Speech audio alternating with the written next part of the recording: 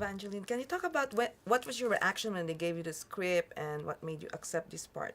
I really loved that Hope was such a dark character. She was mysterious and she was cold and austere and dour, and I just thought it would be fun to play that kind of character. I'd never tried that before, and I wasn't sure if I could pull it off, and that always makes for the best material, is when you're a little bit outside of your comfort zone and you're taking a risk. Yeah, and she's kind of kick-ass girl too. Like That I'm used to. very good in boxing and martial arts. Were you also involved in sports when you were young? I was. I wasn't like Sporty Spice. I wasn't that girl, but I did do sports. I played soccer and I ran track, but I always kept active, and I always had a competitive streak. I was naturally very competitive, and my competitive streak tended to focus on guys as opposed to girls. I was always competing with the boys. Competing with girls will just get you into cat fights, so I avoided that. And how was it working with Paul? Was it hard for you to keep a straight face? Yes. When you have scenes? Yes. I blew so many scenes. Even working with Corey, you wouldn't know it. Corey Stoll is really funny.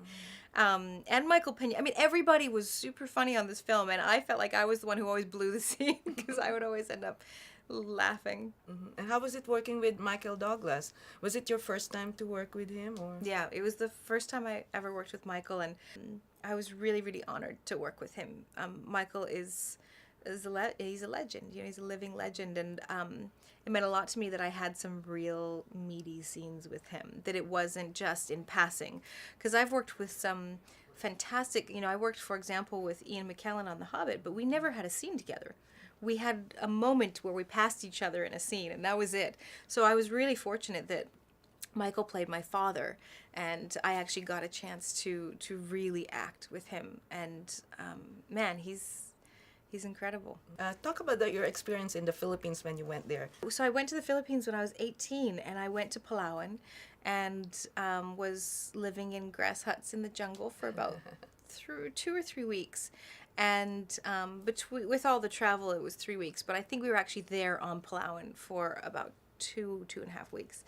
And it was an incredible experience. I actually was offered a full-time job to go back and be a teacher and a nurse in this tribe, in this very, very remote part of the jungle, and I accepted it. And then my parents told me they wouldn't let me go. Oh. I would have been able to live. It was a 2-year term. I would have been living on Palawan.